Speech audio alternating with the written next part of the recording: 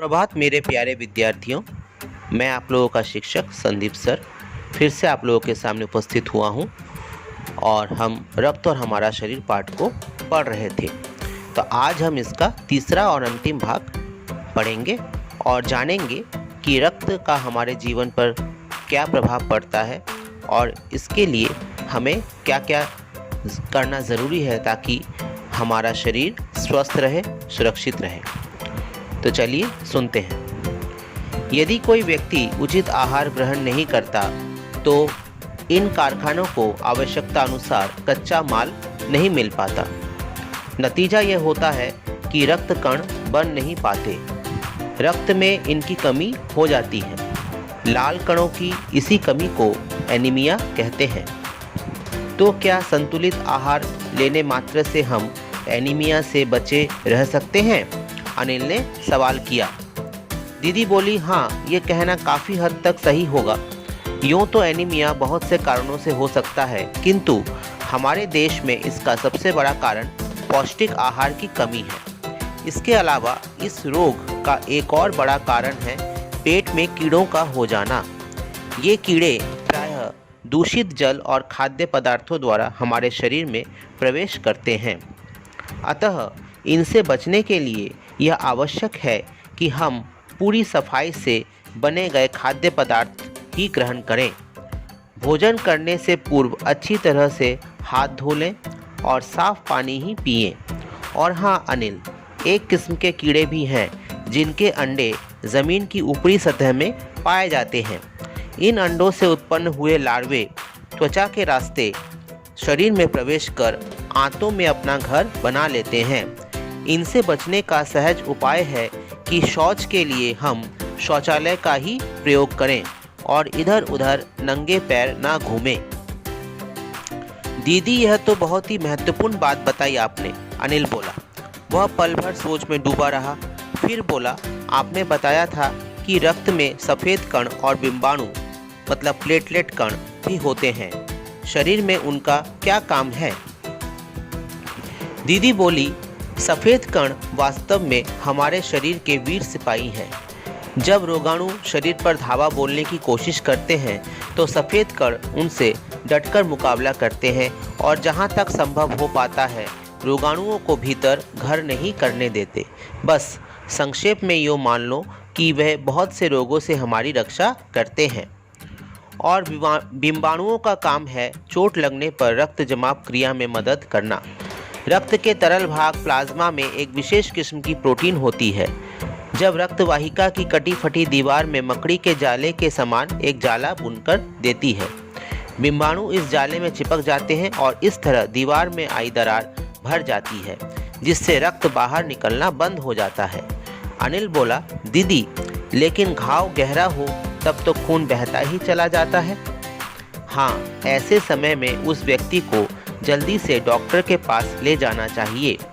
ज़रूरत समझने पर ऐसी स्थिति से निपटने के लिए कुछ टाँके भी लगाने पड़ सकते हैं, किंतु डॉक्टर के पास पहुंचने तक के समय में चोट के स्थान पर कसकर एक साफ कपड़ा बांध देना चाहिए। दबाव पड़ने से रक्त का बहना कम हो जाता है, जो उस व्यक्ति के लिए काफ़ी लाभप्रद सिद्ध होता है। किंतु अगर बहुत अधिक रक्त बह जाए तो उसे रक्त चढ़ाने की ज़रूरत भी पड़ सकती है, दीदी ने समझाते हुए कहा।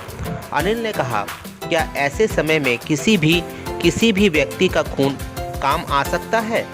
दीदी बोली, अनिल, हर किसी का रक्त एक सा नहीं होता।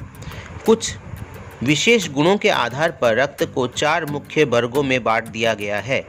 ज़रूरतमंद व्यक्ति के रक्त समूह की जांच करने के बाद उसे उसी रक्त समूह का रक्त चढ़ाया जाता है, लेकिन ज़रूरत के समय यदि उस रक्त समूह का कोई व्यक्ति मिले ही नहीं तब? अनिल ने पूछा।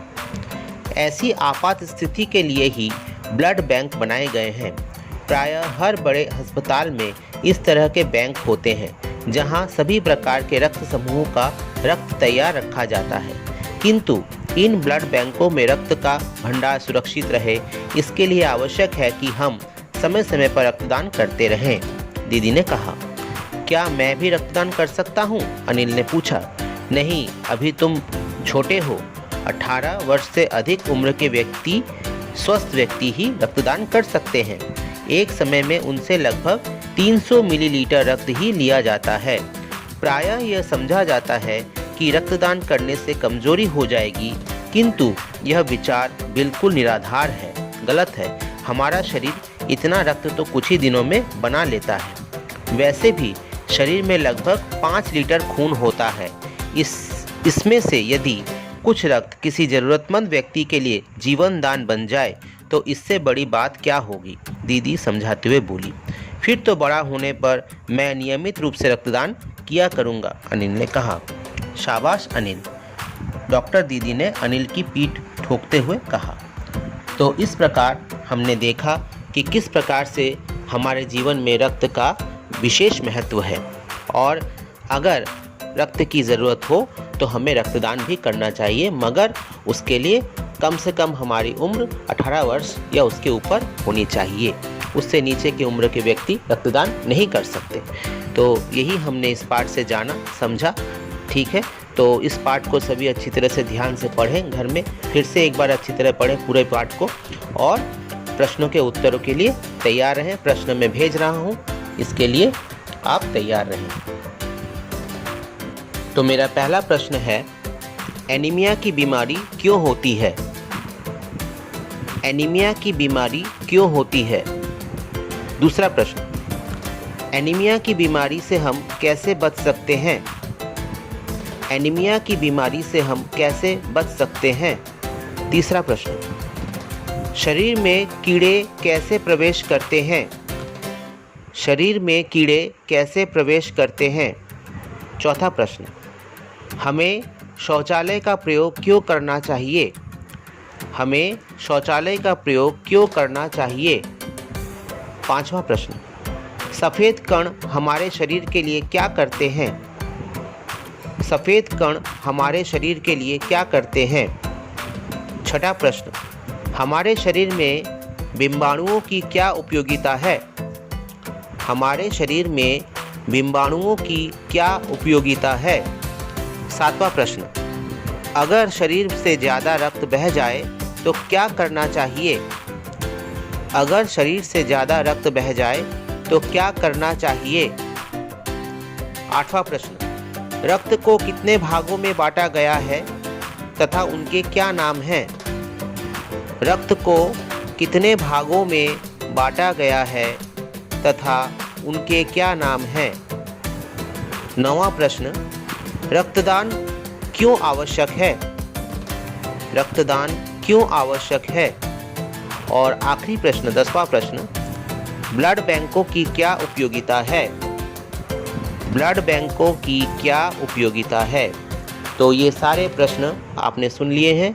तो इन प्रश्नों को आप कॉपी में लिखें और उसका उत्तर जल्द से जल्द लिखकर, सारे प्रश्न जितने भी मैंने दिए हैं अंदर से अतिरिक्त प्रश्न, उनके उत्तर लिखकर एक साथ एक पीडीएफ बनाकर, पूरा पीडीएफ एक साथ बनाकर मुझे भेजें। ठीक है, मगर हाँ अभी मत भेजें, क्योंकि अभ्यास के प्रश्न भी हैं और शब्दार्थ भी बाकी हैं। तो उनको होने के बाद, वो सब काम पूरा करने के बाद फिर भेजें। ठीक है, एक साथ पूरा काम एक पीडीएफ बनाकर, कंबाइंड पीडीएफ बनाकर फिर भेजें। ओके, ठीक है। तो आप सभी को बहुत बहुत धन्यवाद। आज के लिए इतना ही। अगले दिन हम फिर अपनी कक्षा को पूरा करेंगे। ठीक है, सभी को बहुत बहुत धन्यवाद।